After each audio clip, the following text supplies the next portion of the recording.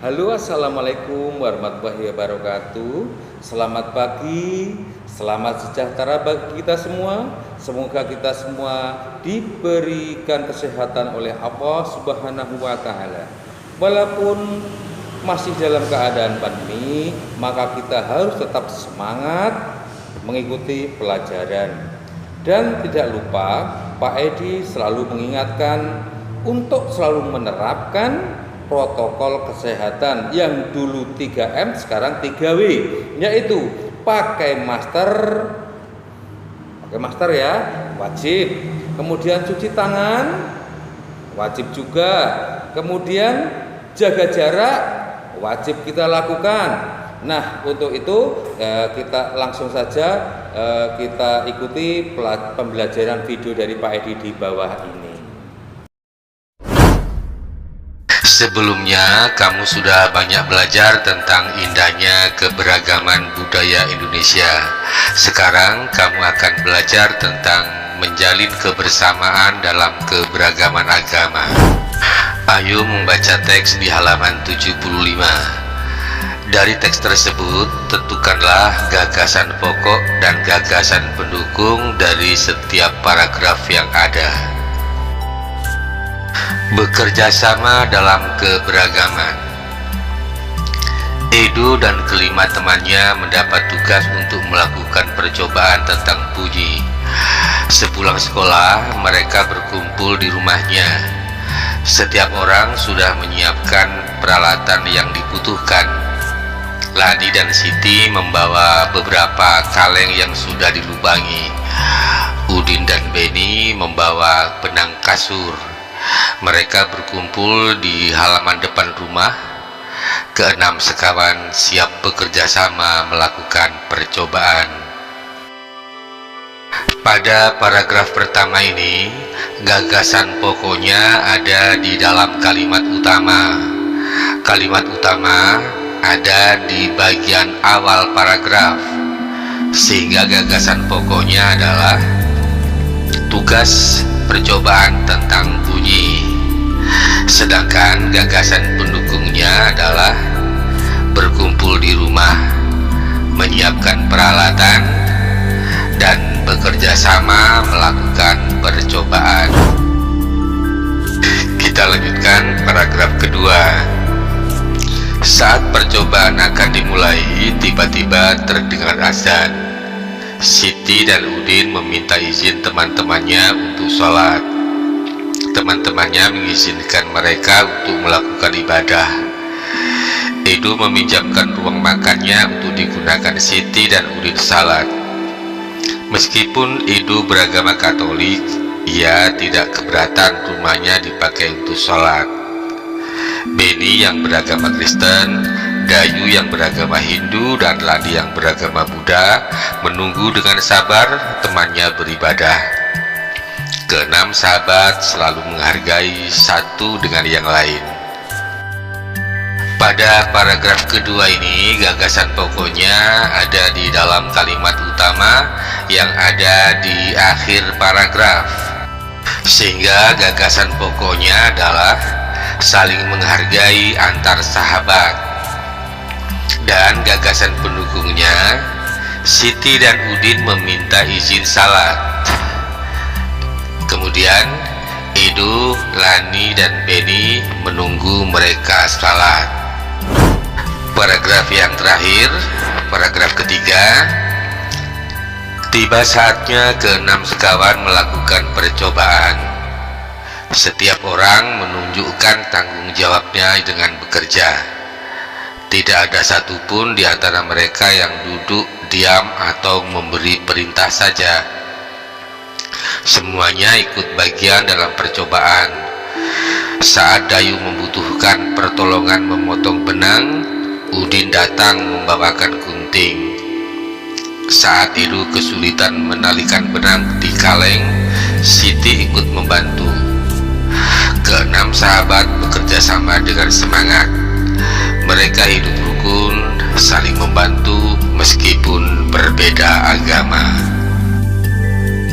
Sebagaimana paragraf sebelumnya, gagasan pokok pada paragraf ini ada di dalam kalimat utama. utama yang ada di awal paragraf, sehingga gagasan pokoknya adalah mereka melakukan percobaan, dan gagasan pendukungnya ada dua, yaitu tanggung jawab dalam bekerja dan semua ikut percobaan.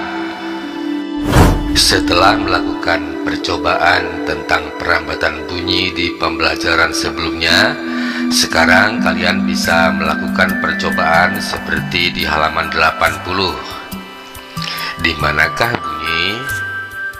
Kalau sudah, dari percobaan tadi kalian bisa membuat laporannya seperti contoh berikut ini. Sebelum kita lanjutkan, buat kalian yang baru gabung, silakan klik tombol like, subscribe, dan nyalakan lonceng notifikasinya. Sahabat pintar, kita wajib bersyukur kepada Tuhan Yang Maha Esa karena telah menciptakan bentuk tubuh yang sempurna. Salah satunya kita diberi indera pendengar, yaitu telinga. Dengan menggunakan indera ini, kita bisa mendengar berbagai suara seperti kicauan burung, suara air mengalir, dan musik. Apa saja bagian dan fungsi indera pendengar? Bagaimana telinga merasakan getaran? Coba kalian perhatikan tayangan berikut. Bunyi atau suara ditangkap oleh daun telinga. Bunyi masuk ke liang telinga dan mengenai selaput gendang atau gendang telinga yang merupakan lembaran yang sangat tipis. Getaran bunyi yang menggerakkan gendang telinga diteruskan ke tulang martil, tulang landasan, dan tulang sanggurdi.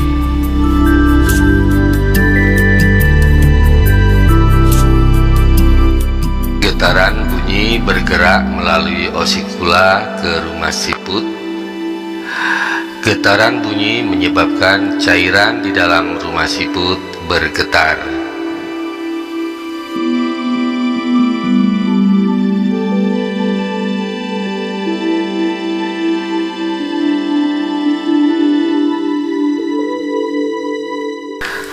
Getaran cairan menyebabkan sel rambut melengkung.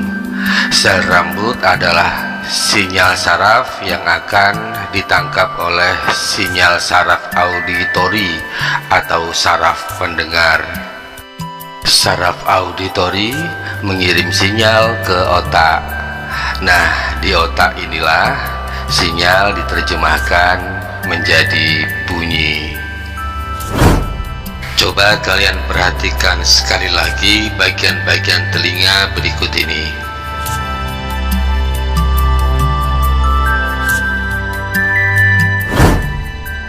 Dengan indera pendengar, kita dapat mendengar bunyi-bunyi yang berbeda. Keanekaragaman bunyi yang berasal dari tempat ibadah dapat pula kita dengarkan. Indonesia terdiri atas beragam agama. Perbedaan yang ada membutuhkan toleransi di antara pemeluknya. Pahamilah teks berikut ini di halaman 83 dan 84. Berdasarkan cerita yang kalian sudah baca, jawablah pertanyaan berikut. Pertanyaan pertama, apakah perbedaan yang dimiliki oleh 6 sekawan menghalangi mereka untuk berteman dan bekerja sama? Jelaskan. Jawabnya, perbedaan 6 sekawan tidak menghalangi untuk berteman dan bekerja sama, karena dengan perbedaan yang ada, mereka dapat saling melengkapi dan saling belajar untuk mengatasi kelemahan dan memanfaatkan potensi masing-masing yang mereka miliki. Pertanyaan kedua, bagaimana sikapmu jika kamu bermain dengan teman yang berbeda agama? Jawabnya, kita harus saling menghormati dan menghargai, karena kita berada di negara yang sama dan kita semua bersaudara. Jika kita saling terpecah, maka akan terjadi keributan antar saudara sebangsa dan setanah air.